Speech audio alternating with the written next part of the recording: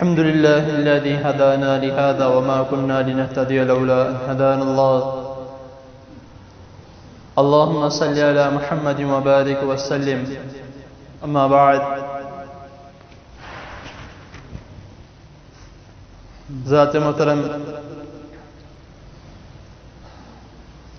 آپ سب کو علم ہے اللہ کی توفیق سے اذان کے احکام و مسائل آپ کے سامنے بیان کیے جا رہے ہیں۔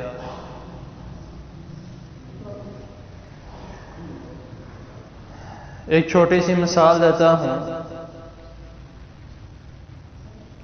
انشاءاللہ تعالی اس سے آپ کو یہ اندازہ ہو جائے گا کہ آج میرا موضوع اذان ہی کے متعلق، لیکن اس کے کس موضوع پر ہے۔ مثال کے طور پہ اکثر آپ دیکھتے ہیں کہ بڑے بڑے برانڈ کی جو دکانیں ہیں ان میں اسکیم لگائی جاتی ہے کہ آپ یہ چیز خریدتے ہیں، اس کے بعد آپ یہ فارم فل کریں، فارم فل کر کے آپ اس باکس میں ڈال دیں تو آپ کا کوئی نہ کوئی انعام نکلے۔ اور ہم بھی اس باکس میں جو قرآن اندازی کا وہ باکس ہے اس میں ہم ڈال دیتے ہیں کہ ہو سکتا ہے شاید ہمارا انعام نکل آئے، تو لیکن اگر نہ بھی نکلے تو اس کا کوئی اتنا غم نہیں ہوتا، اگر نکل آئے تو ظاہر سی بات ہے جس کا نکلتا ہے اس کی خوشی کے دیکھنے والی بات ہوتی کہ وہ انسان اتنا خوش ہوتا ہے کہ اس کی انتہا نہیں ہوتی کہ میرا یہ انعام نکل آیا، میں نے چیز خریدی تھی، یہاں سے میں نے چیز خریدی تھی، میں خریدتا رہتا ہوں اور میرا یہ انعام نکل آیا۔ تو اگر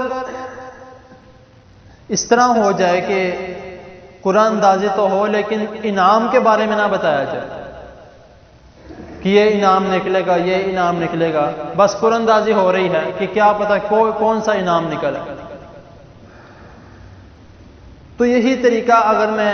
اس کو دین کی طرف لے کر آؤں کہ ہم نماز کو ایک معمولی سی اللہ تعالیٰ کی عبادت سمجھتے ہیں، اگر نکل جائے تو خیر ہے، کوئی بات نہیں، دوبارہ پڑھ لیں گے، اکیلے پڑھ لیں گے یا گھر میں پڑھ لیں گے۔ اذان کے متعلق اگر کوئی اذان دے رہا ہو تو ہم اس کو کوئی اتنا سیریس نہیں لیتے کہ اذان ہی دینی ہے، کون سا اتنا مشکل ہے، میں بھی دے دوں گا۔ لیکن یہ جو اس کا ثواب ہے، ایک انسان اذان دیتا ہے یا نماز پڑھتا ہے خالصتاً صرف اللہ کی رضا کے لیے اس کا، اور ایک انسان اذان دیتا ہے یا نماز پڑھتا ہے لوگوں کو دکھانے کے لیے، ان دونوں کا آپس میں ہم کمپیئر نہیں کر سکتے کہ دونوں آپس میں ایک جیسے، کیونکہ ایک اللہ تعالیٰ کی رضا کے لیے اور دوسرا لوگوں کو دکھانے کے لیے، وہ ایک علیحدہ ہے اور یہ ایک علیحدہ ہے، وہ ثواب کما رہا ہے، وہ گناہ کما رہا ہے، بے شک وہ اللہ تعالیٰ کی توحید بیان کر رہا ہے، بے شک وہ اذان دے رہا ہے، بے شک وہ نماز پڑھ رہا ہے، لیکن اس کا طریقہ غلط ہے۔ جو ادھر اللہ تعالیٰ کی رضا کے لیے کر رہا ہے اس کے لیے اللہ تعالیٰ نے بہت سی نعمتیں رکھی ہیں، بہت سے ثواب رکھا۔ تو ایک قرآن اندازی کے بارے میں جو میں بتا رہا تھا، بخاری کی حدیث ہے، حدیث نمبر 981 میں نبی کریم صلی اللہ علیہ وسلم فرما رہے ہیں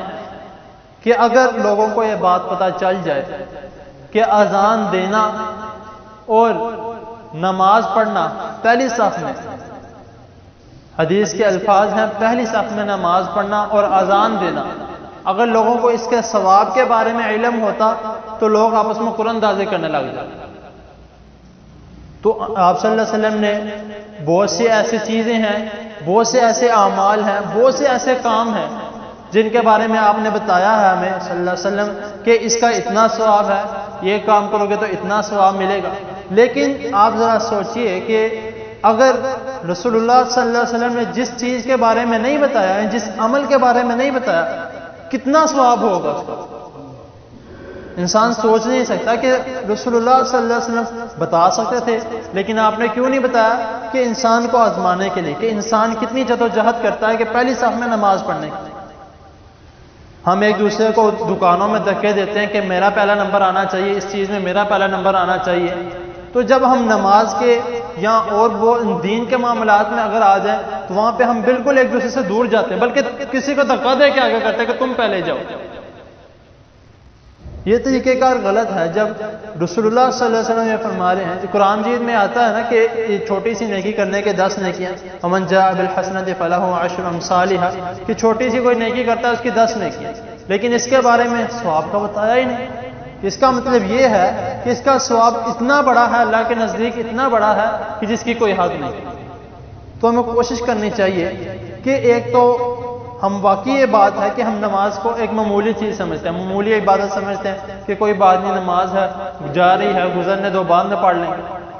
لیکن بعد جماعت نماز ادا کرنا اور اکیلے نماز ادا کرنا زمین آسمان کا فرق ہے۔